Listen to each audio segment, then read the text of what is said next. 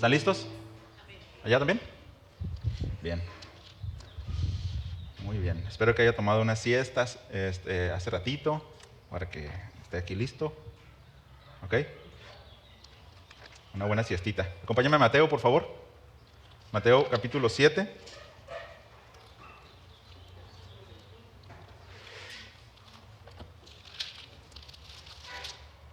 Mateo capítulo 7.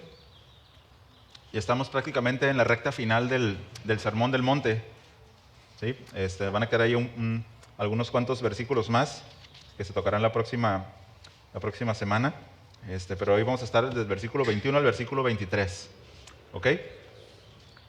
El título del mensaje de este día es en pregunta: ¿utopía o engaño?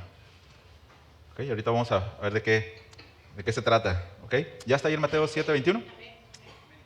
Dice así la palabra del Señor. No todo el que me dice Señor, Señor entrará en el reino de los cielos, sino el que hace la voluntad de mi Padre que está en los cielos. Muchos me dirán en aquel día: Señor, Señor, ¿no profetizamos en tu nombre y en tu nombre echamos fuera demonios y en tu nombre hicimos muchos milagros?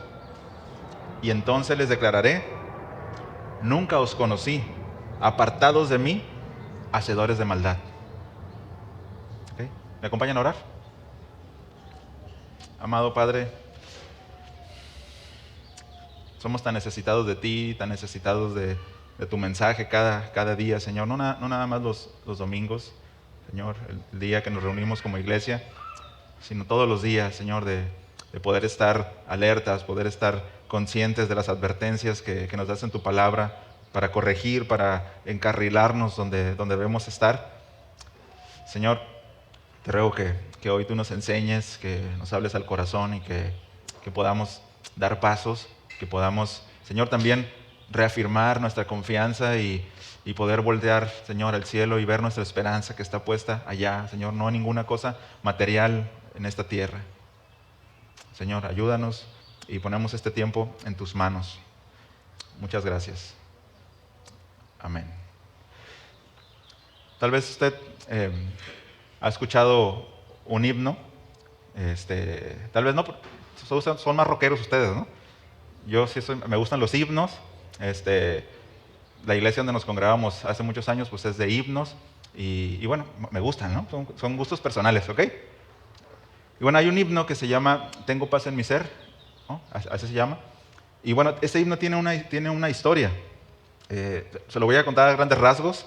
La biografía es larga. El que lo escribió se llama Horatio Spafford, ¿no? Y 1800 por allá, contemporáneo de Moody. Tal vez usted ha escuchado hablar acerca de Moody, un teólogo muy prominente. Bueno, él era un creyente, ¿no? Ahí, presbiteriano, ahí en Chicago, era su lugar de residencia. Y él, pues, era un hombre de negocios aparte, era un abogado. Caso es que cuestiones de salud, ¿no? que le recomendaron al doctor que tenía que relajarse, ¿no? Ya en 1800 había estrés, ¿no? Tenía que relajarse y decidió tomar unas vacaciones a Europa, ¿no? Está bien para relajarse, ¿no? Ir unas vacaciones a Europa.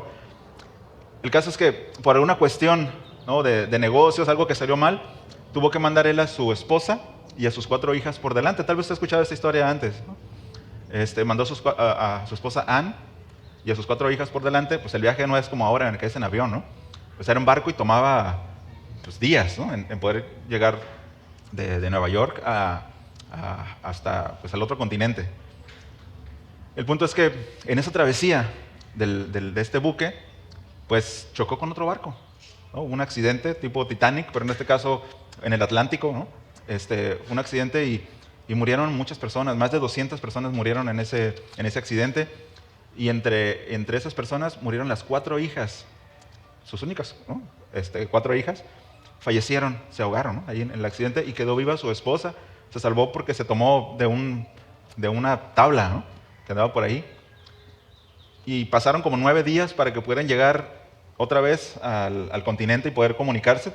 Todo ese lapso pues fue como supieron que hubo un accidente, pero para él, imagínense, 9 días no saber nada de su familia y saber que hubo un accidente. Piensas lo peor, ¿no? El caso es que pues fue un telegrama y estoy bien y estoy sola. ¿Qué hago? ¿No? Imagínense un telegrama frío como ese, ¿no? Y bueno, pues cuando él fue, ¿no?, por su esposa en un viaje, ¿no?, que fue por ella, le dice el capitán, ¿no?, que justamente en el punto donde iban cruzando, pues ahí había sido el accidente, ¿no? O sea, casi 5 millas de profundidad tenía ahí el océano, y pues no habían recuperado los cuerpos de sus hijas, ¿no? No habían sepultado a nadie. Entonces pues hay un dolor, ¿no? Y él estando ahí, pues dice que no podía dormir, ¿no? Imagínense, pues quién podría dormir ante tal situación. Y él escribió un himno, el que les comentaba, y el himno se llama Estoy bien, y dice así, dice: de paz inundada mi senda esté, o cubra la mar de aflicción, cualquiera que sea mi suerte diré, estoy bien, tengo paz, gloria a Dios. Estoy bien, gloria a Dios, tengo paz en mi ser, gloria a Dios. Oh, cuánto me gozo en su salvación, fue pleno su amor y perdón, clavó mi pecar en la cruz, lo olvidó, gloria a Dios que su Hijo envió. Estoy bien, gloria a Dios, tengo paz en mi ser, gloria a Dios. Mi fe tornárase feliz realidad, al irse en la niebla veloz, desciende Jesús con su gran majestad. Aleluya, estoy bien con mi Dios, estoy bien, gloria a Dios, tengo paz en mi ser, gloria a Dios. Y es un himno que se canta, ¿no?, en iglesias, y las personas conocen la historia, pero escuchen, pero no conocen toda la historia. Y fue difícil, ¿verdad? Estuve buscando en internet la biografía completa, fue difícil encontrarla, porque no continúa. Ya después pasó el tiempo, años, al menos unos 8 o 10 años, él tuvo otros 3 hijos, ¿no?, otras 2 hijas y un hijo, y su hijo de 3 años falleció de una enfermedad. O sea, otro golpe, ¿no?, a la familia. Y se dice que probablemente todo ese dolor lo hizo tener una situación mental. Entonces ellos como familia tuvieron una situación en su denominación donde dicen algunos, ¿no?, que probablemente les decían, no, es que este es un castigo de Dios, ¿no?, como los amigos de Job, ¿no? Y ellos pues no salieron bien, se fueron a Jerusalén y allá abrieron una comunidad que se llama Los Vencedores, que de hecho es una secta. Entonces dice que pues, perdió un poco la cordura, ¿no?, y hizo eso, y su idea era acelerar la venida de Cristo, juntando gente, y tenían orfanatos, y tenían comedores, y atendían niños, y entre muchos de los que lo seguían eran personas con pocas capacidades mentales, o sea, gente que no estaba bien, ¿no? Entonces, el punto, hermanos, aquí es que alguien puede hacer un himno muy conmovedor y pasar por una historia así, pero desviarse en un punto. Ahora, no estoy diciendo que él no era cristiano, no sé, pues pasó hace 200 años, ¿no? Solamente Dios lo sabe. Si eso lo hizo que perdiera la capacidad total, ¿no?, en su mente, y hacerse de una secta, ¿no? Entonces, el punto es que podemos componer un himno tan hermoso como este, y al tiempo, por una situación, desviarnos. ¿Ok? Y es en el contexto de lo que vamos a estar hablando esta tarde. Usted más o menos ya ubica el texto, lo estuvimos leyendo. Y bueno, hay que hacer una conexión rápida a lo que habló Uziel la semana pasada, ¿no? ¿Recuerdan de quién estaba hablando? Falsos maestros, ¿verdad? Falsos profetas, falsos maestros. Ahora, escuche, estas personas no estaban abiertamente en oposición a Dios. Es decir, no eran satánicos que estaban haciendo ritos y estaban blasfemando el nombre de Dios.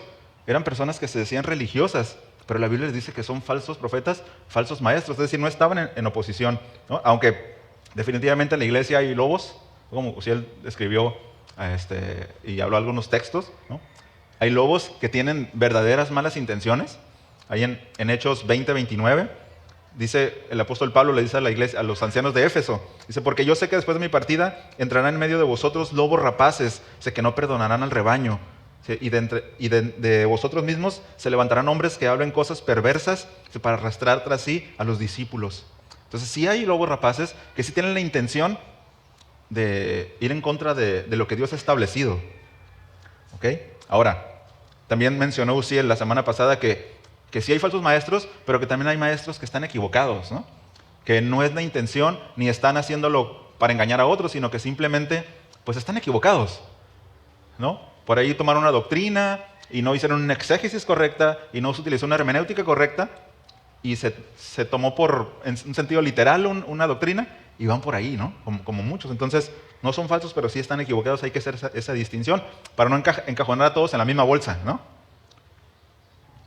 Ahora, considerando lo que nos ha estado hablando el mismo Sermón del Monte, estos sujetos, ¿no?, a los que vamos a hacer referencia, son aquellos hermanos que han cruzado por la puerta ancha. ¿Sí? La puerta ancha. ¿Esa puerta de qué? ¿Cómo se entra por esa puerta? ¿Por fe? Por sus méritos, ¿recuerdan? Una puerta es tan ancha porque ahí caben las obras, porque ahí caben los méritos de las personas, ¿no? Es ancha porque cabe un sistema de religión basado en tradiciones, y escucha esto, pero también está, se camina en ese camino ancho también con buenas intenciones. Y eso es importante, ¿sí? Es importante que tengamos eso en mente, ¿no? Ahora, esos falsos maestros, dice ahí, ¿no?, los versículos anteriores, que fueron probados, ¿no? Que el árbol fue probado y se encontró que el árbol era malo. ¿Por qué? ¿Por qué el árbol es malo? Por el fruto, ¿no? Porque el fruto, ¿cómo era? ¿Bueno? Porque el fruto era malo, ¿verdad? Entonces fueron probados y fueron hallados malos, ¿no? Y es la forma en la que se conoce a los falsos maestros, por sus frutos. ¿Ok? Ahora, permítame, es que se me... Bueno, entonces pues dijimos eso, ¿no? Que eran probados por sus frutos. Ahora vamos a ir al versículo 21, por favor. Versículo 21. Es que se me borró una partecita aquí, perdón. Bien. Y el versículo 21 inicia diciendo, no todo aquel que me dice, ¿no? Y va a empezar a desarrollar todo un argumento. Ahora, no todo aquel que me dice es un verbo que la maestra, vas a ver, ¿no?, que es un participio presente activo. ¿Qué significa eso en español, no? Que es algo que se está haciendo. Es decir, estos falsos maestros están constantemente diciendo esto, ¿no? Están constantemente diciéndole Señor, Señor. Es decir, como vamos a ver en el pasaje, que no se trata de un momento en el Sermón del Monte. Es decir, no está hablando de algo que sucedió en ese momento, sino que está hablando el Señor de un evento escatológico. Es decir, está hablando del día del juicio. ¿Ok? Entonces lo que está diciendo el Señor aquí, dice, no todo el que me dice, es decir, ustedes siempre han estado diciendo. O sea, no es solamente en su defensa ante el Señor que van a decir esto, sino siempre lo han dicho. Es decir, siempre lo han predicado.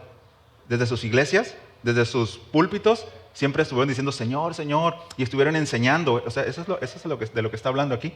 No solamente del momento en el que está sucediendo, sino de que esos falsos maestros constantemente están hablando y diciendo y haciendo referencias al Señor. ¿Ok? Ahora, los rabinos decían, en cuanto a la palabra Señor, Señor, los rabinos decían que repetir 2 veces un nombre demostraba afecto, ¿no? Está cercano a mí, ¿no? Como el Señor que decía, Abraham, Abraham, ¿no? Que decía, no, pues es que hay algo cercano. También se decía que mencionar 2 veces un nombre era una forma de expresar un superlativo, es decir, de llamar la atención, ¿no? O sea, esto es importante. O sea, hey, Señor, Señor, ¿no? No está mencionando un nombre nada más 2 veces, sino es importante. Le está dando una atención de vida. Pero la definición, ¿no?, de la palabra Señor, ustedes la conocen, que es kurios, ¿no? Kyrios, que significa en el griego Señor, amo, dueño o marido.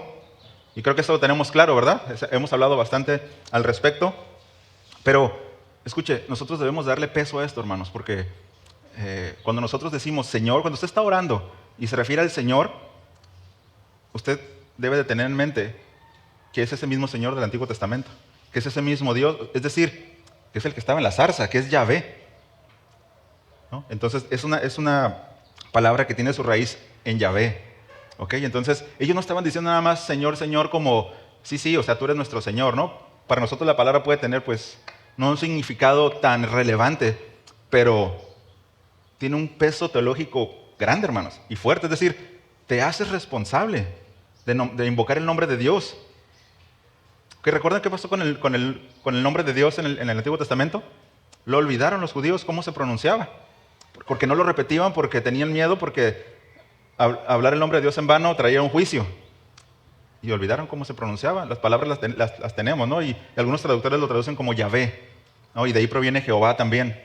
Entonces tiene ese peso teológico y le da un mayor énfasis. Es decir, ellos están invocando no a un dueño nada más, sino están invocando al Dios Todopoderoso. ¿Ok? Y lo están llamando y mencionándolo con un afecto, como alguien cercano. ¿Ven? ¿No? Que eso puede ser muy bueno para nosotros porque tenemos, ¿no?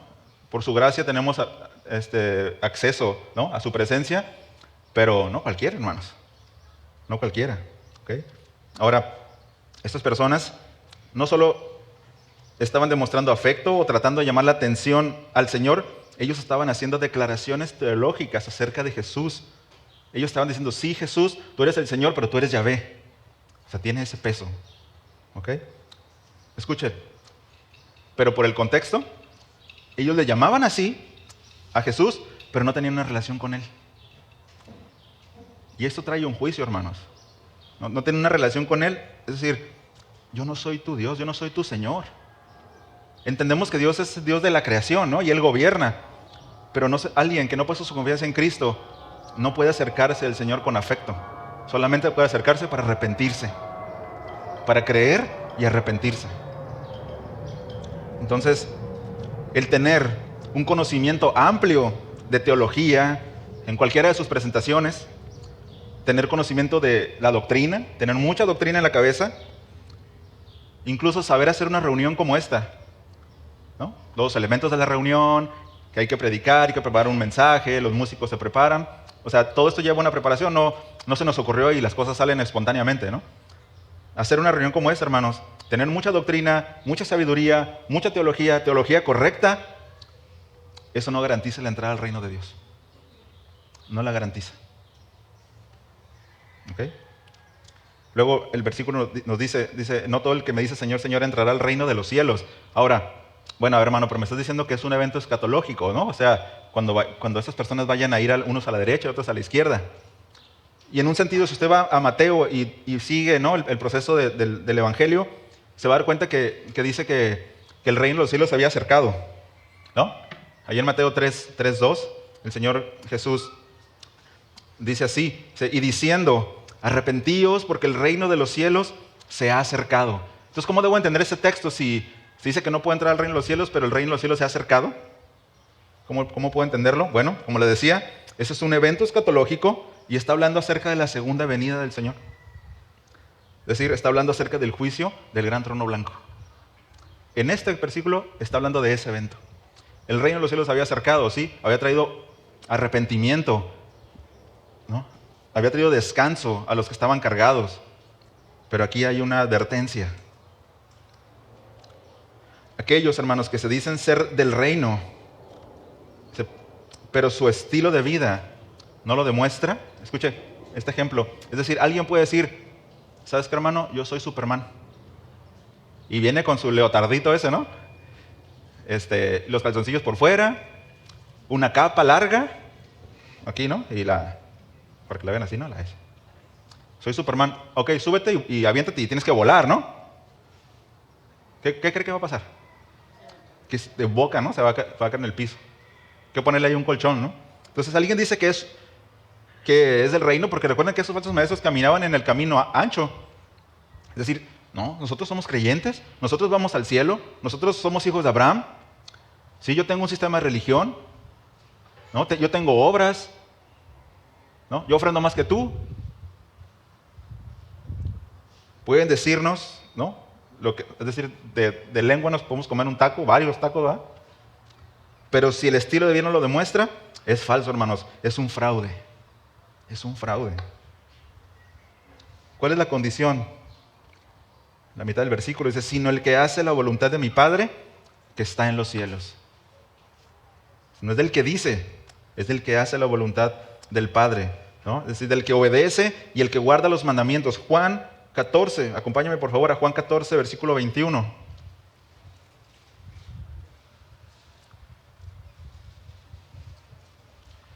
Juan 14, 21. Dice así: el que tiene mis mandamientos y los guarda,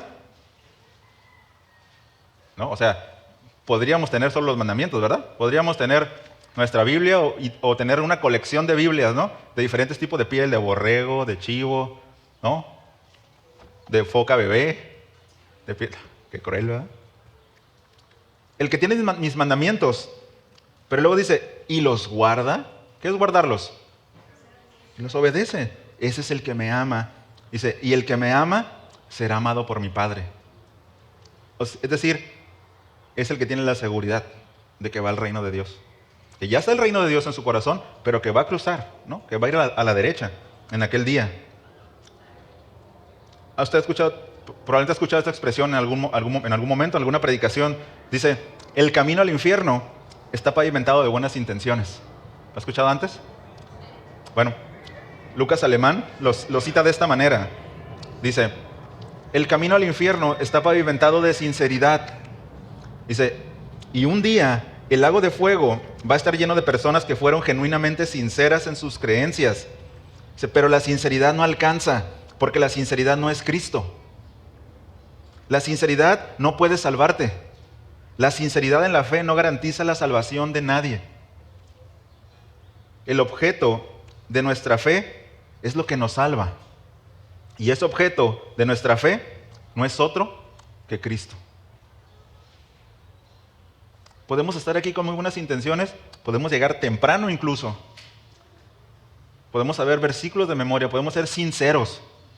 Pero si Cristo no es el objeto de nuestra fe, solamente nuestro camino, hermano, está pavimentado de buenas intenciones y de sinceridad, ¿no? Juan 3:16, que nos sabemos de memoria, ¿no? Habla acerca del objeto de nuestra fe. Porque de tal manera amó Dios al mundo que ha dado su Hijo unigénito para que todo aquel que en Él cree no se pierda, mas tenga vida eterna. ¿Okay? Entonces, la evidencia no está en la forma en la que nosotros creemos o podemos vivir, sino está en el fondo. Es luego lo encontramos en contabilidad, en cuestiones legales, ¿no? Multas de forma y multas de fondo, ¿no? Entonces, la evidencia no está en la forma, sino en el fondo. Dice, estamos en Cristo y somos de Cristo. Es decir, no es una mera profesión de fe. Es que yo confesé, es que yo digo que soy cristiano, es que yo digo. Recuerden lo que decía el versículo 1. ¿Sí? Ustedes estuvieron diciendo todo el tiempo, Señor, Señor. Sino es el ejercicio de la fe en el Salvador. ¿Y cómo se manifiesta ese ejercicio de la fe en el Salvador, hermanos? Ya lo vimos ahorita, ¿no? En obediencia. Y escucha, Lucas 6:46, acompáñame por favor. A ver cómo luce, ¿no?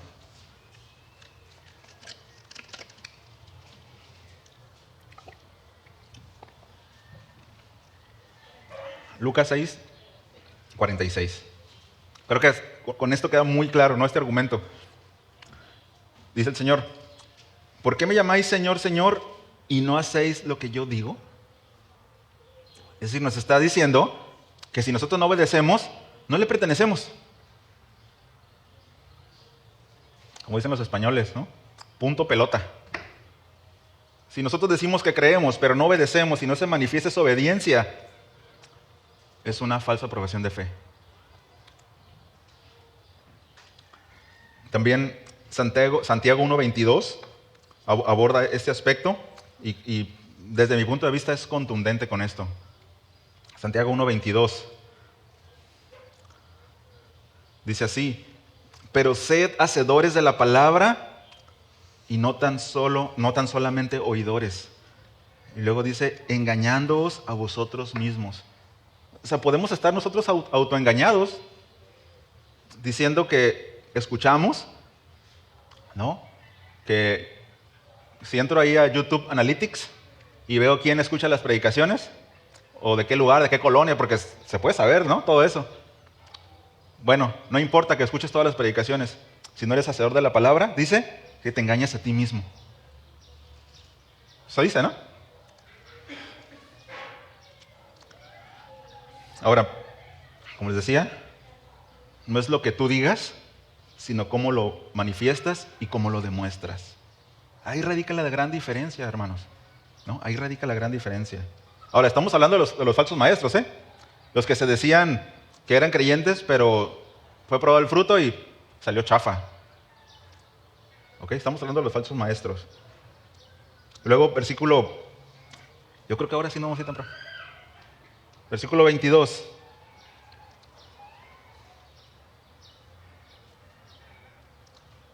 Versículo 22.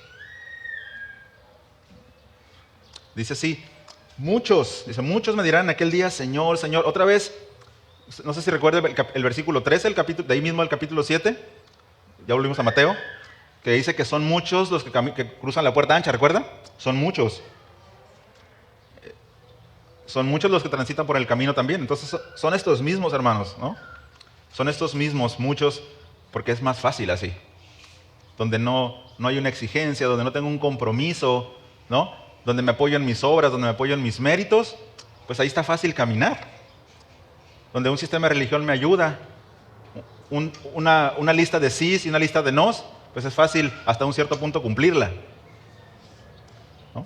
Bueno, esos muchos son esos mismos aquellos. Dice, muchos me dirán en aquel día, y nuevamente les digo, aquel día es el juicio, el que se llama el juicio del gran trono blanco, está en Apocalipsis capítulo 20, versículo 11, se lo leo, dice, y vi un gran trono blanco, y al que estaba sentado en él, de delante del cual huyeron la tierra y el cielo, y ningún lugar se encontró para ellos. Imagínense si huyó la tierra y el cielo, ¿no? Estamos hablando de un lenguaje figurado, ¿no? ¿Qué podrá hacer de nosotros, hermanos? ¿A dónde vamos a ir, no? Cuando estemos parados al frente de él, a ningún lado vamos a ir. Y habla de ese juicio, de ese tiempo escatológico.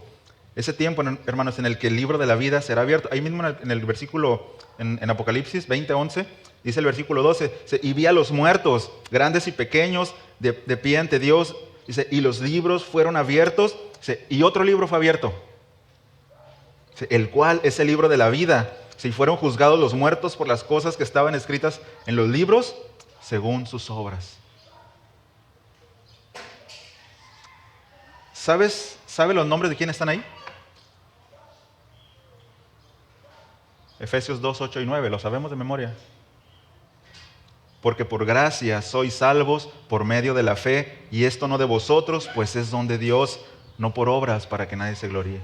Los que han puesto su confianza en Cristo y han cruzado por la puerta estrecha, que es la puerta de la gracia, ¿sí? Que es la puerta de la fe, son los que están escritos en ese libro.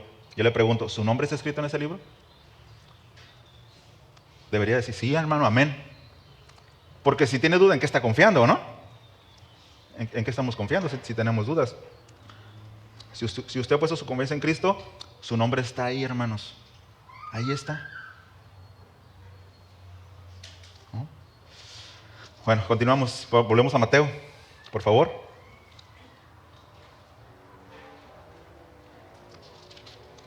Nos quedamos en... Muchos me dirán aquel día, Señor, Señor. Dicen, ¿no profetizamos en tu nombre? Dice, y en tu nombre echamos fuera demonios. Y en tu nombre hicimos muchos milagros. Escuche, estos son los únicos recursos que tienen los falsos, hermanos. Las cosas que ellos hacen para obtener cosas. ¿Sí? Consideran que han ganado algo a base de su sistema de religión. Escuche, y esas cosas no son malas en sí, ¿no? La cuestión es que cuando se hacen, ¿con qué propósito y cuál es la motivación? ¿Para ganar el cielo? ¿Para torcer la mano a Dios? ¿No? Como decíamos, ¿no? Tienen apariencia de piedad, es decir, se creen Superman, pero si no lo demuestran, son falsos, es un fraude. Entonces, estos falsos maestros, estos falsos creyentes, apelaron a las obras hechas. Escuche, obras que habían hecho bajo la autoridad de Cristo. Porque esos demonios no se fueron porque ellos estaban guapos. ¿Sí? Se fueron y los echaron fuera y profetizaron porque lo hicieron bajo la autoridad de Cristo. ¿Y lo puede hacer un falso maestro? ¿Usted cree que lo puede hacer? Vamos a Mateo 10.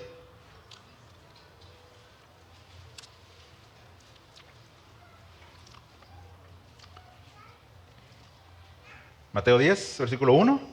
Dice así, Entonces, llamando a sus 12 discípulos, escucha esto, les dio autoridad sobre los espíritus inmundos, para que los echasen fuera y para sanar toda enfermedad y toda dolencia.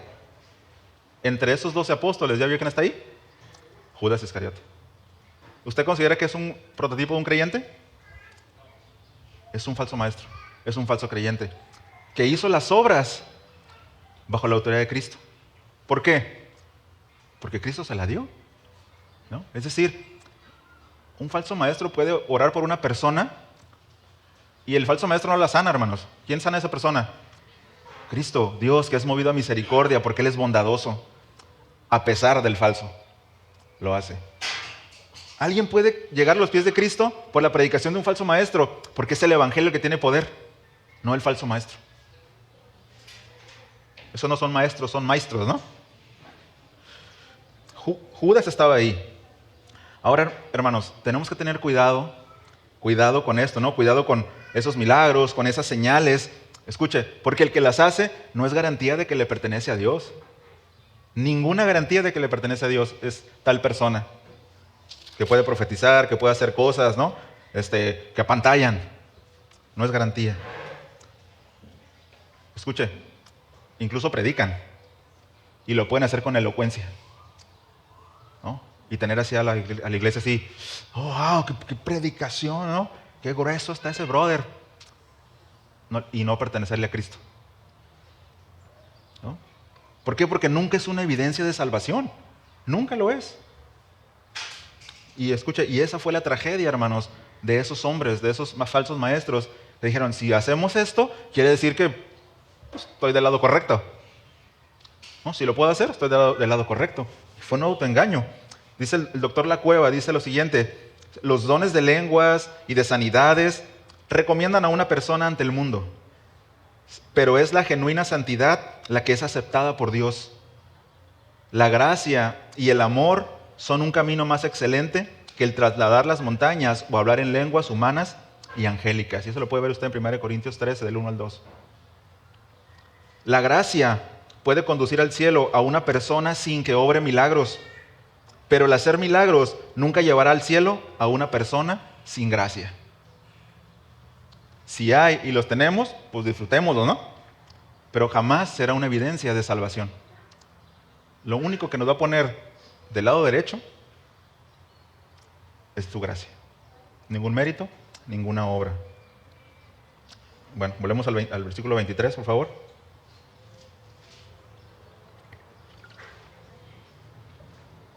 De Mateo. Y viene la sentencia, hermanos. Viene la sentencia para los falsos. Dice así el 23, y entonces les declararé. Ahora, esto es una declaración judicial, es un juez, como esos que usted ve en la televisión. Vemos los de Estados Unidos, nunca vemos los de México, ¿no? Un juez que está ahí con su martillo y va a dar una sentencia, ¿no?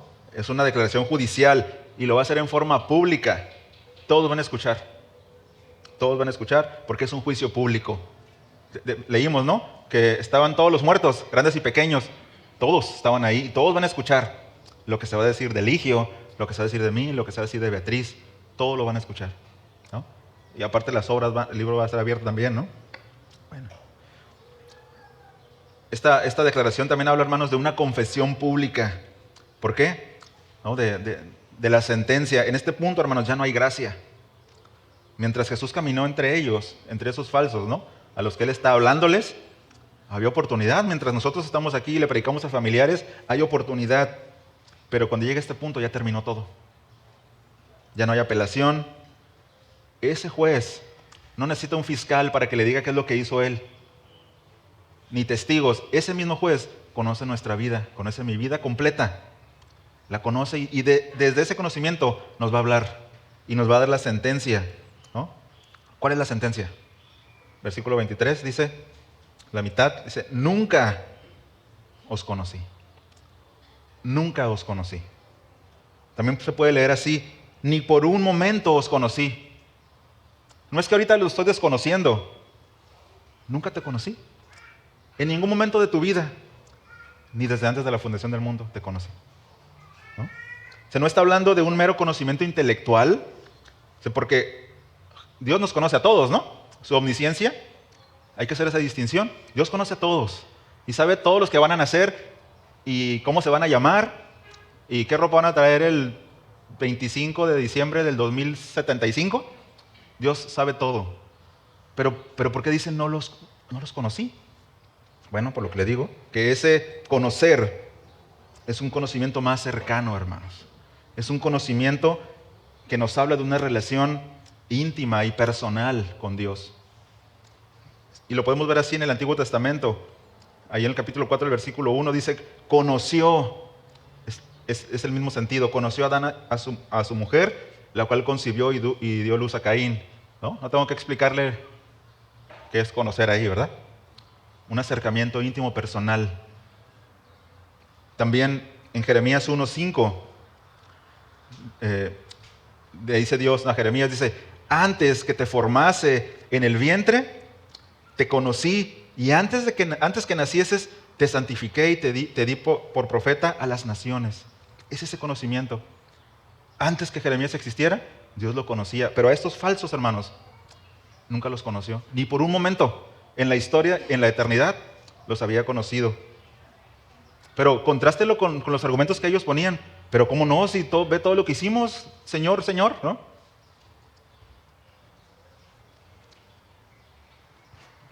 Y la última parte del verso dice, apartaos de mí, hacedores de maldad. Son las últimas palabras que van a escuchar de Dios los falsos maestros. Fíjense todo el tiempo que tuvieron para arrepentirse de sus obras muertas. Todo el tiempo que tuvieron, pero decidieron confiar en un sistema de religión. Decidieron confiar en sus méritos, decidieron confiar en sus obras. Decidieron confiar en una supuesta autoridad y hacer cosas y predicar con poder. Confiaron en eso, pero el Señor les dice, apártense de mí. Ahora, este apartaos de mí también es una orden, ¿no?, que se le da, y en gramática es un presente activo, es decir, se traduciría de esta manera, sigan apartándose de mí. Es decir, siempre han estado apartados de mí, síganse apartando. Es decir, porque desde que estuviste ese falso maestro predicando hace 700,000 años antes de que fuera el juicio, o 700 o 1000, ya estabas apartado de mí. Es decir, nunca me perteneciste, predicaste, echaste fuera demonios, hiciste todas esas obras, pero siempre fueron aparte de mí. Es decir, por eso es tú que, dice, ya se han apartado, no dejen de hacerlo, ¿no? Y esa es una referencia al Salmo 6:8, se los leo, dice, apartados de mí todos los hacedores de iniquidad, ¿no? El Señor está trayendo a la luz esto. Ahora, es interesante, hermanos, porque lo que indica esto es que ellos nunca dejaron de hacer iniquidad. ¿Pero cómo? O sea, pero si hicieron cosas buenas. O sea, ¿cómo concilio eso? Si hicieron cosas buenas, tal vez le dieron de comer a los huérfanos, ¿no? Tantas cosas buenas que podemos hacer, que la gente hace. Pero, ¿cómo encaja esto? Bueno, es que todo eso que hicieron, hermanos, todas esas obras piadosas que hicieron, siempre fue en una plataforma de iniquidad. Ahorita vamos a explicarlo un poquito más. El doctor Pérez Millos comenta al respecto, dice, es sorprendente que los hombres llamen grandes milagros a lo que Dios llama simplemente iniquidad. Es decir, si tú no estás caminando con el Señor en obediencia y todo lo que vimos y haces cosas, para Dios no sirve. Es igual que si blasfemaras. Porque todo lo haces sobre una plataforma de iniquidad. Una plataforma de cosas de buenas donde Dios no te conoce. Dios no los conoció, ¿no? O sea, a eso va, ¿no? Dice, lo único aceptable a Dios es la justicia resultante de la fe, sin la cual nadie verá ni entrará al reino de los cielos. ¿Sí? Entonces no es ninguna obra súper piadosa, padrísima que puedan hacer, porque para Dios apesta igual. Apesta igual. Es decir, tenían a Dios como su Señor. Y esa última palabra que dice ahí, hacedores de maldad, es anomía, ¿no?, que significa sin ley. Es decir, por un lado decían, Señor, Señor, tú eres mi amo, tú eres mi Señor, yo todo contigo hasta la muerte y doy mi vida y que hasta la última gota de sangre, pero al mismo tiempo vivían en anarquía. No tenían alguien que gobernara sus vidas, no les interesaba. Gobernaba sus vidas, sus propias obras y su propio sistema de religión, ¿no? Y es una tragedia, hermanos. Es una tragedia porque ellos habían hecho un proyecto del cielo.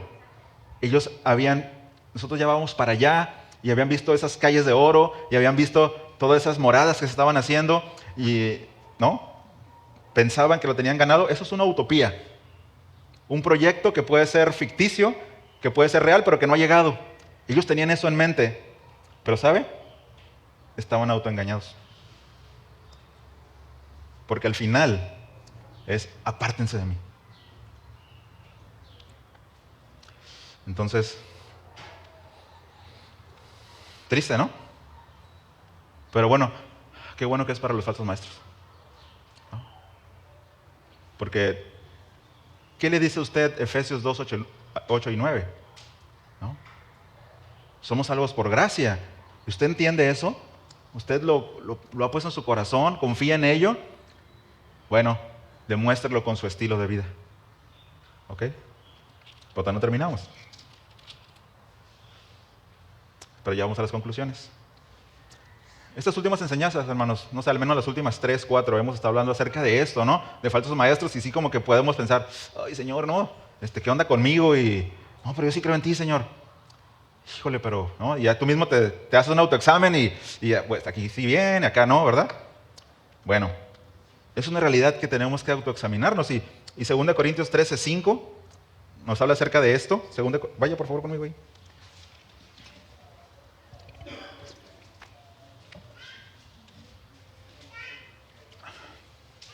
2 Corintios 13, 5.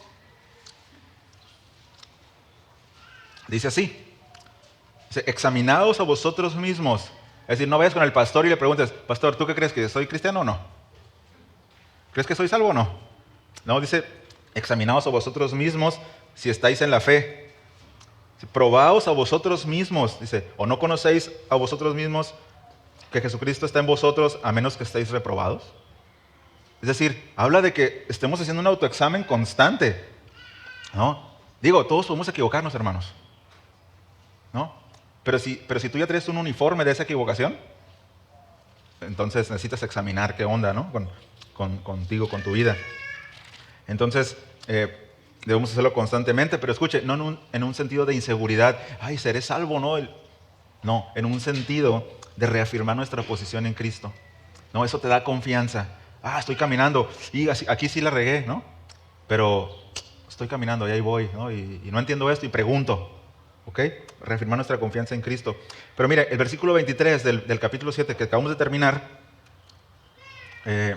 nos lleva a reflexionar en esto, hermano, ¿no? Que como creyentes nosotros podemos tener una actitud semejante a la de los falsos maestros.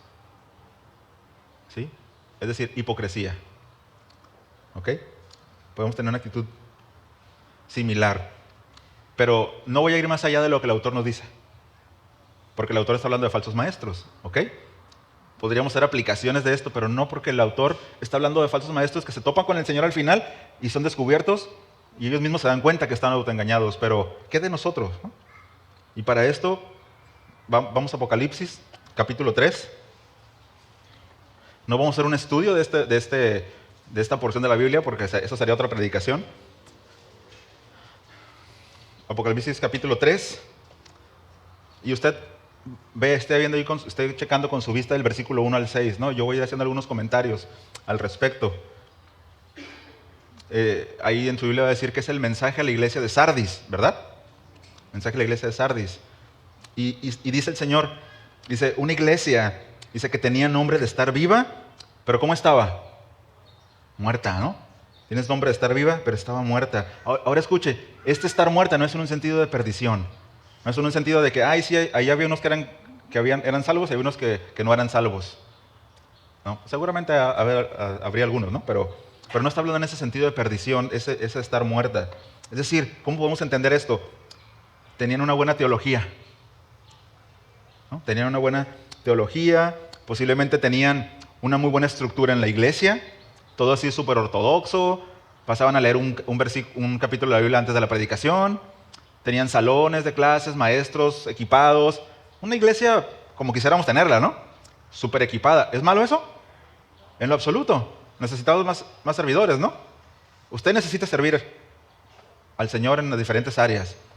Es decir, una iglesia que estaba bien, una estructura sólida, posiblemente tenían un local bien arregladito, ¿no? Todos están bien peinados, con corbata. Es decir, los de afuera decir, mira qué bonito ir a esa iglesia, se me antoja ir a esa iglesia porque como veo a los hermanitos que van así bien bonitos con su Biblia, ¿no? Y todo, ahí se me antoja ir. Tenían buena reputación, ¿no? Dice, tienes nombre de estar vivo, ¿no?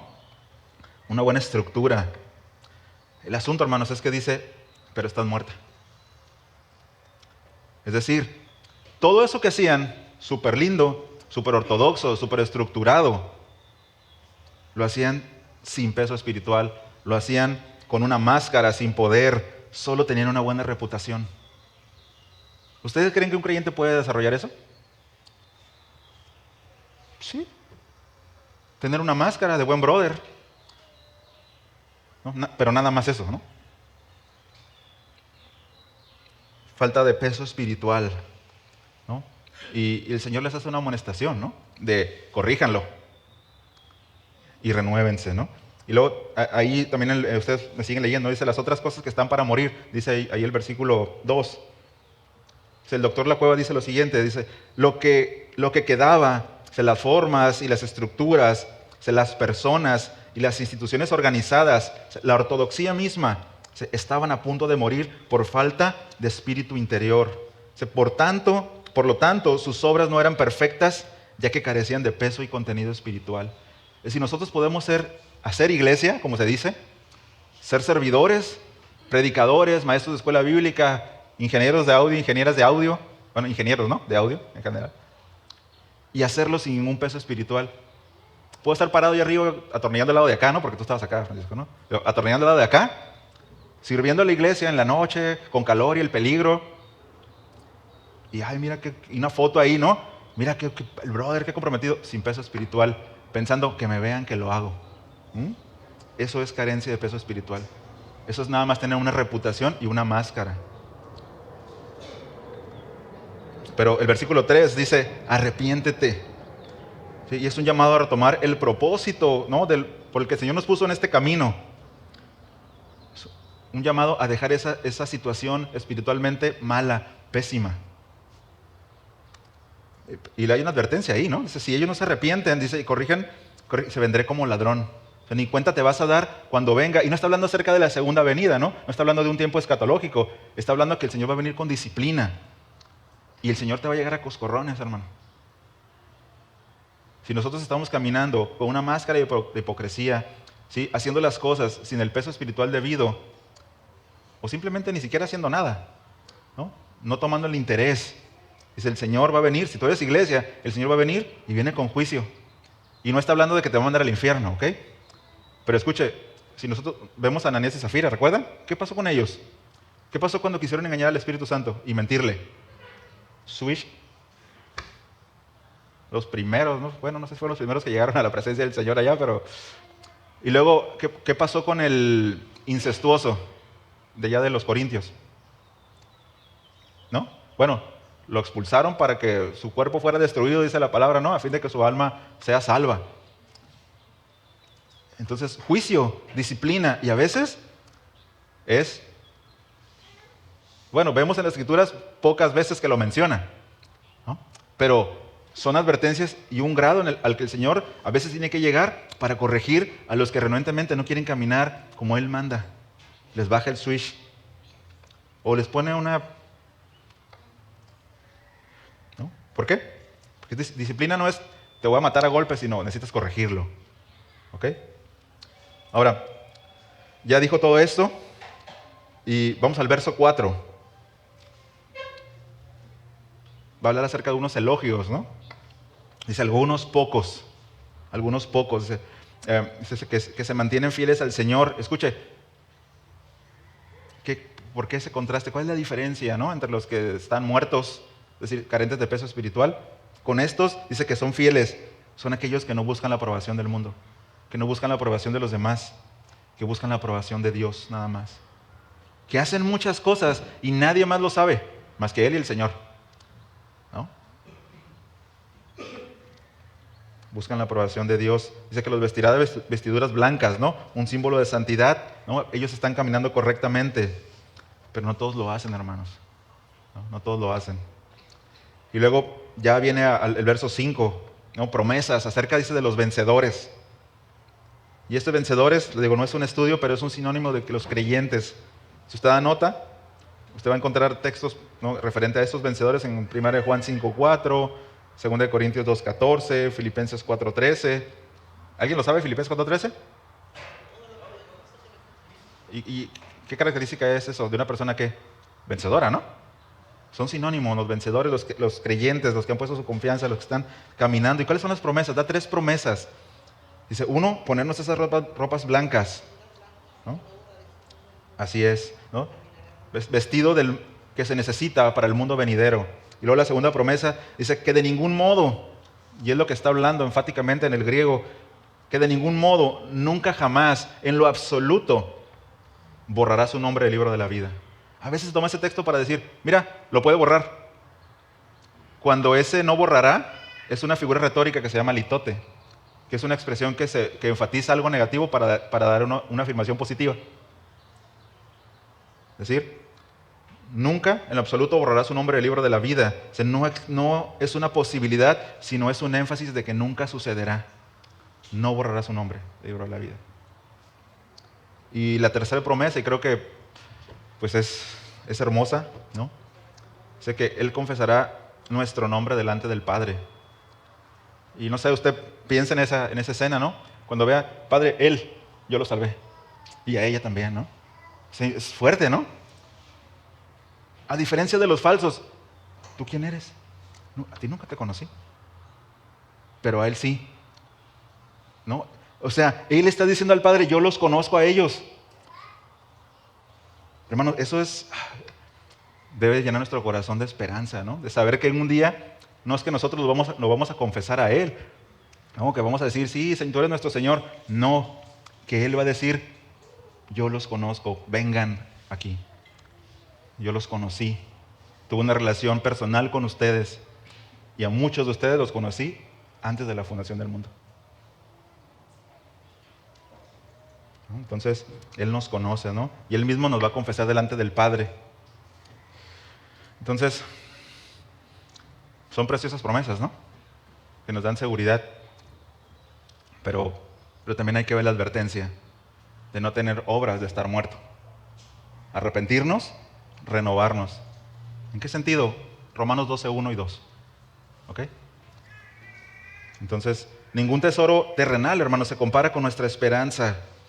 Por lo tanto, si necesitas corregir, corrige ya. Ya. ¿No?